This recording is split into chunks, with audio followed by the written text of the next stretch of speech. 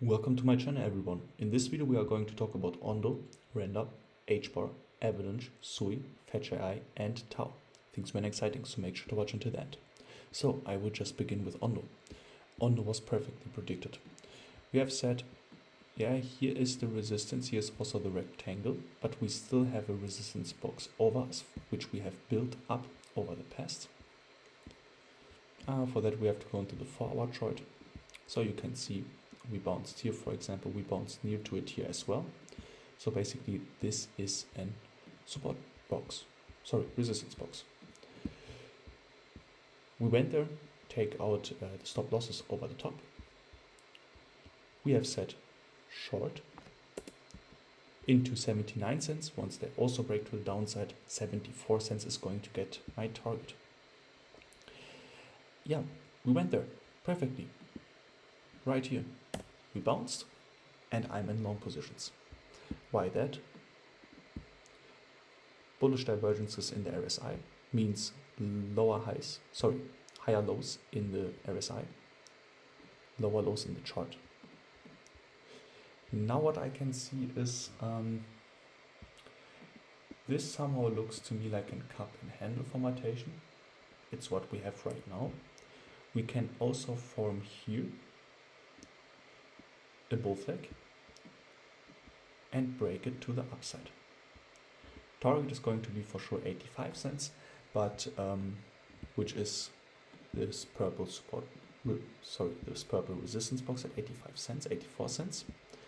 Once it breaks to the upside, yeah, the target of the cup and handle formatation is going to be the 87 cents, but I can imagine even far higher prices for Ondo.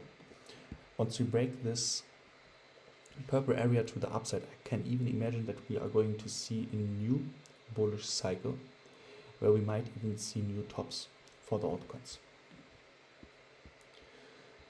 So what about Render? For Render we have said once the $2.91 breaks to the upside, first target $3.05, we can also go up to $3.18. We went to $3.10, so basically everything good so far. You know that rectangles are unique. If you are long on my channel, you know it. We have targets on both directions. Even if we break to the upside, even if we get to $3.20 or even higher, the target down below here is still ongoing. We have taken short trades up here. I've communicated this with you on YouTube. $2.77 should get hit once we break the $2.91 to the downside. We were even thinking about $2.65. Yeah, we have to look into the overall market performance. Ondo, for example, I have showed you that it already went into the perfect take profit for short positions. Then we have other coins like, for example, Ethereum, XRP. They did one-to-one the same in the same take profit area. Yeah, we missed Render by 4 cents. Might be a lot, might be not. I think we have to look always into the whole crypto market because cryptos are correlated with each other and we can never say that a coin can get into a perfect price mark. Yeah, for sure. If we look into Ondo, perfectly predicted. If we are going to look into XRP, here was a circle, also predicted. Like, we can still do it. But if you think that you are going to get out of the video and think that we are going to hit the $2.65 100%, then you are going to be wrong. We are just playing with probabilities. The probability that we are going to bounce at $2.65 is high, but we can always bounce before that, especially if we have bullish divergences on the chart. And even if we are still going to wait, if we have bullish divergences and if we have a breakout, then this target down below here is gone. It's invalidated and we should look for higher prices. So this was here the latest point where you could have seen that Render is not going to get down anymore. So what now? I think that Render is in a bull flag. Once this bull flag breaks to the upside, for that we have to take out the tops right here. Then $3.18 in my opinion. We are going to invalidate it once we break here. This to the downside. Where's the price mark? Right here. So it's the price mark of $2.78. Then I would say the chance is high that we are going to sell off, maybe even into the $2.65. Then this target just happened a bit later. I think it's unrealistic. It's not my primary scenario. My primary scenario is that we are going to break to the upside. So what about HBAR? HBAR is the first mover. We will get to the bullish chart pattern, which just broke out. What about this head and shoulders formatation? I have drew you this before we even got this sell-off. We were up here, and I was showing you, okay, this can develop as an head and shoulders formatation where we have formed the left shoulder. Here is going to get the head, and then we are going to see the right shoulder. Then we can measure the target once we break the 18.2 cents to the downside. Length of one shoulder, put it to the breakout point. This one kind of works, and we missed the right shoulder, so I learned something new. For a head and shoulders formatation, as it seems, yeah, we have to back test it, but as it seems, we don't even need a right shoulder. We can still get into the target of one length of the shoulder. So we always have two targets on the chart. One is the shoulder, and the other one is the more bearish target, which is the whole head. And we put it then to the breakout point. The whole head doesn't have to get worked off, but this one would have also worked because there we have also perfect support. And this is what I like, if a chart pattern leads us into support, because the best indicator which we have in trading is support and resistance. Chart patterns are going to show us with which kind of strength we are going to push. Means if we have, for example, here's also support. This one is also support, this is also support. But if we have a chart pattern which is showing us, okay, here is a major support, okay, chart pattern is telling us we should get there. So basically there we should also bounce with a higher possibility. So why should I care about this support on the left side if the target is leading to 60.9 cents? Anyway, we had the target of one shoulder on the chart. This was based on speculation. This also worked. This was kind of nice to see, because from that we can always learn. I have never seen that before, a head and shoulders formatation where a shoulder is missing. Anyway, bullish pennant broke to the upside, got its retest. I have to admit that we currently have bearish divergences in the RSI, but we also have a breakout. So it might be just possible that we are going to get into the overbought area before we are going to build up another bearish divergence by getting a lower high. So again, a bearish divergence is a lower high in the RSI and a higher high in the chart. Since we have one, we don't have to break it. We don't have to sell off now. We broke a chart pattern, a bullish one, to the upside. We have still space in the RSI to form a new top.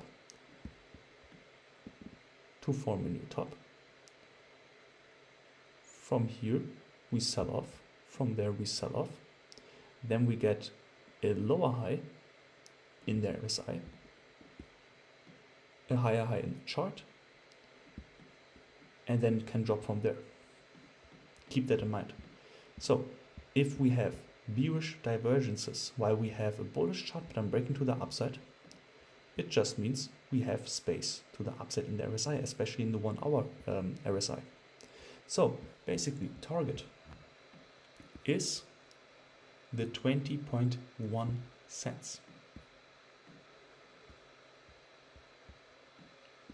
Very interesting price mark, because on the 50 minutes chart we have here a small resistance which is perfectly meeting the 20.1 cents. So HBAR looks long to me, and also huge fair value gap. It's going to get it, in my opinion, with a very high chance. What about Avalanche? So for Avalanche, it's not looking that impulsive, but it's also not looking that bad.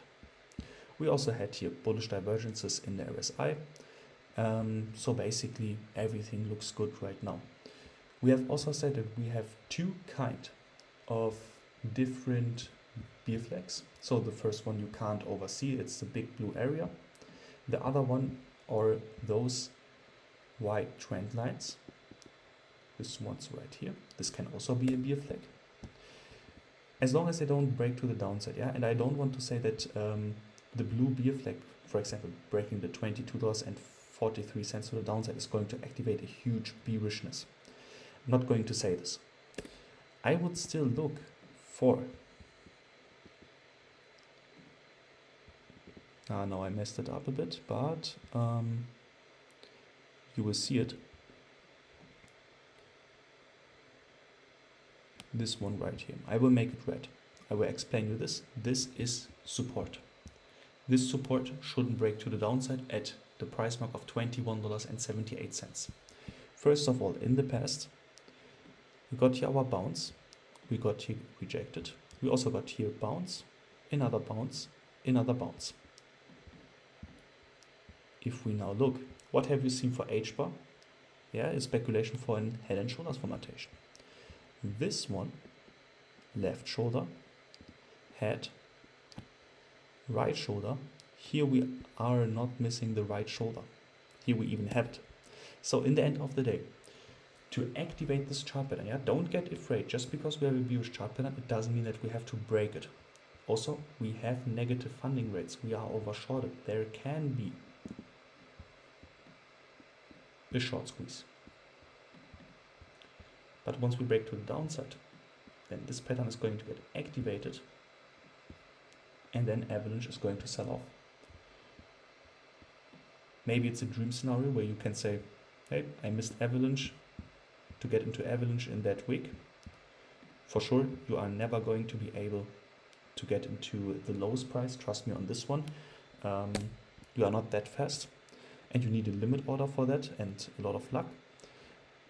But if you get Avalanche again at $20, $17.50 for example, yeah, I'm not saying that we are going to sell off there, but if you are going to get the price there, are you going to buy or are you going to panic sell?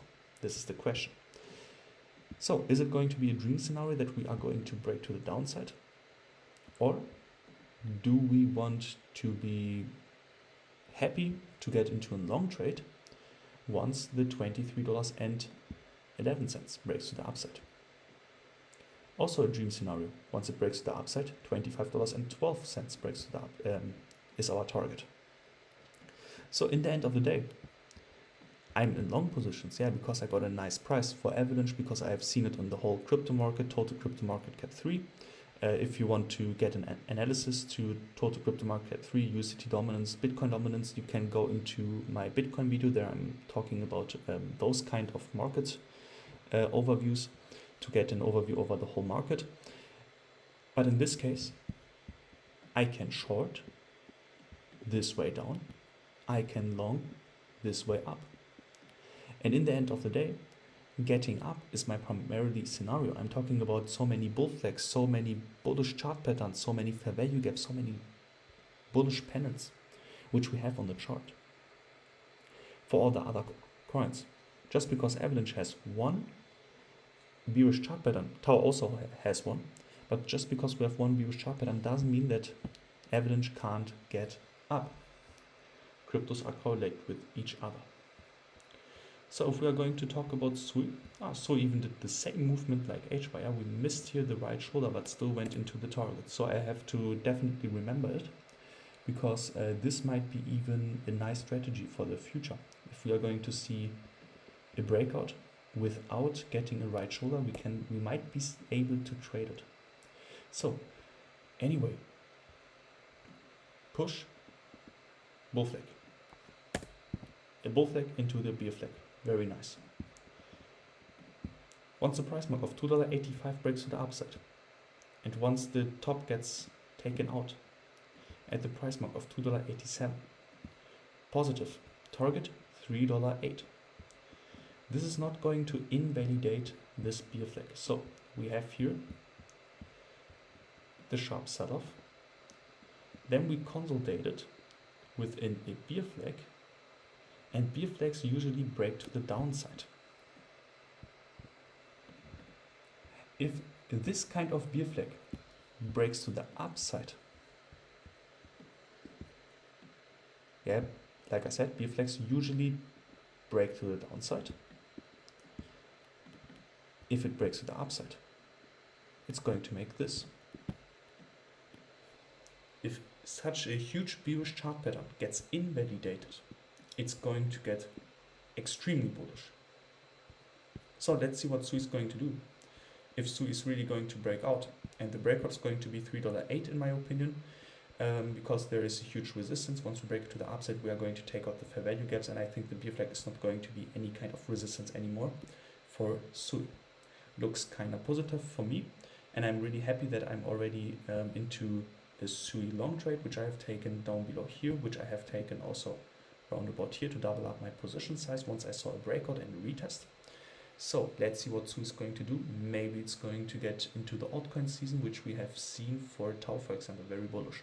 But before we get to TAO, we have to look over our worst coin, Fetch AI. Why is it the worst coin? Because TAO is already somewhere here. Yeah, just imagine this price movement. Yeah, it was kind of similar to every single other coin, but TAO made this afterwards. The other coins are maybe somewhere here. They are most likely higher than the tops which they have made right there. Fetch down below here. In my opinion, it's a dream. It's a coin which didn't push yet. It's a coin which is most likely going to see some gains within the altcoin season. This is a coin which I would actually buy, or if I don't want to buy spot coins, in Germany it's because of tax reasons. We have to hold cryptos longer than 1 year, and the altcoin season is not going to last 1 year. So for tax reasons, you can also long it with a 1x leverage, for example, if you don't want to risk because of this kind of crash can happen. Yeah, and even with a 1.5x leverage, you would also get liquidated with this. I think this is a one-time scenario. I doubt that it's going to happen again. But anyway, very good price right now. So let's talk about yesterday's analysis. More interesting. We have said falling wedge. If it breaks to the upside, then Fetch might be the only coin, and I tell you why. It might be the only coin which is doing another push, while the other coins are not going to do it, and then sells off. All the other coins made a double top pattern, and they were already here. Fetch was here, so I was thinking, yeah, maybe Fetch is going to get up, then sells off. We didn't break this chart pattern sustainable to the upside. This was just here, some weeks over it, doesn't matter, I can take it out from the chart. It got invalidated by breaking it to the downside. It even got support down below here.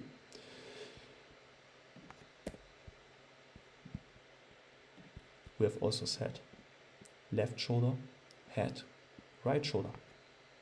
Broke to the downside, target 32 cents. And I've told you, hey, if we get to 32 cents, it's a good area to get into some long positions or buy the coin. Why that? Because it's very cheap. It's, like I said, the only coin which we are talking about on the right side. It's the only coin which is still very low priced. So we can also say for Fetch AI that we have several bullish divergences in the RSI, several lower lows in the chart. And what I have seen here is a panel. And if this panel breaks to the upside, then I think the drop is done. The drop is done, and we should get to 36 cents. I will give you here the price mark. And from there get higher prices. Let's see if we are going to get into the old price mark of maybe 60 cents or 50 cents in a very short time, or if we are going to take a bit longer. But in the end of the day, if we are going to look over the bigger chart, I mean, we have seen it in the past where Fetch was dead, pumped, consolidated, slow and long, pump. We went down, push. Even if we are not going to make a new all-time high, I don't care. Let's just say we don't make a new all-time high. The last time we sold from $3 something to 67 cents, and we jumped from 67 cents to $2. If this is just going to happen again, and we are currently at 30 cents, we might see the $1.50 again. And then the coin is going to die most likely. This is what the chart is going to tell me. But if we break sustainable to the upside, and if we are going to form some kind of an falling wedge, for example, we break it to the upside, new all-time high might be possible. This is a coin where I would say a 10x or even more might be possible with FET. So keep that in mind. Just because the coin is not performing very good right now doesn't mean that this can't be the top performer in the future. This is most likely going to happen, in my opinion. I have realized that coins which are doing huge pushes, we have seen it with Solana, for example. It made its push weeks ago, was the best performer, formed a big bearish chart pattern. We can look back into our analysis. I'm going to find it. Question is where? Okay, so this whole movement was corrective first, but Solana made always new tops. The other coins didn't do it. And then while the other coins are going up, Solana made this movement, and it crashed the most. Yeah, not at the same day like the Trump crash, but it crashed in this case far more than the other coins. You can look it up. It's going to get very interesting, but it was before the top performer. So I always have recognized that the top performer is going to get in the next days, weeks, the least best performer, the worst performer, and the worst performer is going to get the best performer. This is usually what I see. So we get to TAO. Looks bearish. I say it's not bearish. This movement right here looks right now like a rising wedge, which we also had before. We have still a couple of bearish divergences. TAO is still going up. We also had, if we go into the 15 minutes chart, we also have said here is a rising wedge. Broke to the downside. Target $320. But we turned so fast, so earlier. Why that? Because TAO is bullish. So we can have bearish chart patterns on the chart. We don't have to get into the target. I can take it out of the chart. It already got invalidated by getting a new top. Now we have a bigger rising wedge, but it's still the same. Yeah, we have several bearish divergences. We had it also with the other kind of rising wedge. Both are rising wedges. And in the end of the day, this one, which we have in bright blue, didn't break to the downside yet. Can break, but does it have to go into the target? Yeah, the target is also here the same, $320, because I don't like to take the spread from the end of this rising wedge. I like to take the mid-range target. We put it here to the breakout point. Target $320. So basically, what I want to tell you is, TAO is the most bullish coin right now. Look where the other coins are. Look, for example, where FET is. FET is somewhere down below here. The other coins are somewhere here. TAO is already up here. And the whole movement which we have right now looks to me like a baby bull flag. If I just take it like this, looks like a small bull flag. Bullish consolidation. Got a push, and we get an overlapping structure to the downside. Once it breaks to the upside, target 400. I have to put a price mark here. $495. We will go into the past. You can see how often we got rejected. One time, not this one, right here. One time, second time, third time, fourth time, fifth time. So we are most likely going to get rejected there. Maybe then we get a pullback, and afterwards TAO most likely $830 to $750. Am I going to FOMO long it? No. I'm chilling. I'm looking at my analysis. I'm still in the TAO long trade. I took it down below here. So basically everything is good. But in that case, my short trade wasn't that profitable. Because this price movement right here, the other coins sold off a bit more in percentages. So I'm hoping that my long trade is going to get pretty good. We have to see. Most likely next days, weeks are also possible. So in the end of the day, all in all, the whole crypto market looks to me kind of bullish, even though we still have the bearish chart patterns. Even though we sold off on Friday 60, 70, 80, 90% off, I still think that the altcoin season is going to come because we have the indicators for it. We have also measured this whole sell-off in the USDT dominance and in the Bitcoin dominance. We have already measured it. 1-to-1, I can show you this. USDT dominance. We had a chart pattern on the chart. This falling wedge, breakout, retest, target 5.44%. We went to 5.4%. Perfectly hit. We go into the Bitcoin dominance. We have also said, hey, we should get up again another top. Can even reach this up to 61.3%. Possible. We went a bit higher in that crash, for sure. Then the altcoins, some died. Yeah, I have seen Atom at 1 cent, for example, just to regain everything. So it looks like for me like the altcoin season. We have already said we should get up with the Bitcoin dominance. We should get up with the USDT dominance. We have already predicted a crash. That it's going to be a 90, 80, 70% crash. That's what I didn't expect myself. But we have also said 20, 30% is possible over a longer time period. Since it happened so fast, it can easily go that way. Then one coin is crashing 90%. For sure, this is going to push the USDT dominance up, but someone else is going to buy another coin, then the coin is going to pump up to 200%. The other coin is still selling off in that minute. So basically, this is so volatile that we can't do much with it. But in the end of the day,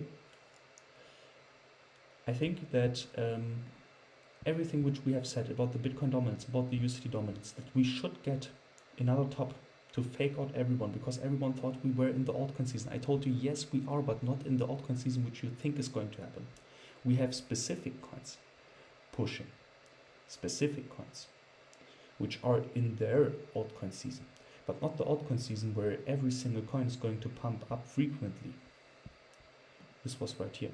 And I was like, those kind of people are going to panic sell because we should get them out of the market so the big players can get in before the altcoin season.